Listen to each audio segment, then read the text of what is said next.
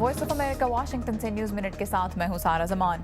मशरक़ी बहीरा चीन में मुतनाज़ा जज़ायर के ऊपर चीन की जानिब से बनाए गए नए फ़िज़ाई सिक्योरिटी जोन को रद्द करते हुए आज जापान और जनूबी कोरिया ने उस इलाके में अपने जहाज़ उड़ाए। जापान का कहना है कि वो चीन की खातिर इस इलाके में अपनी पॉलिसी नहीं बदलेगा। इंसानी हुकूक की तंजीमों ने तशवीश जाहिर की है कि अफ्रीकी मुल्क सेंट्रल अफ्रीकन रिपब्लिक में पुरतशद्दुद वाक़यात तेज़ी से बढ़ रहे हैं। वहाँ मौजूद 2500 अफ्रीकी फ़ौजियों पर मुश्तमिल फोर्स को फंड्स की कमी का सामना है। अमेरिका में दरियाफ्त होने वाला डायनासोर का एक ढांचा बरतानिया में $6.5 लाख में नीलाम हुआ है।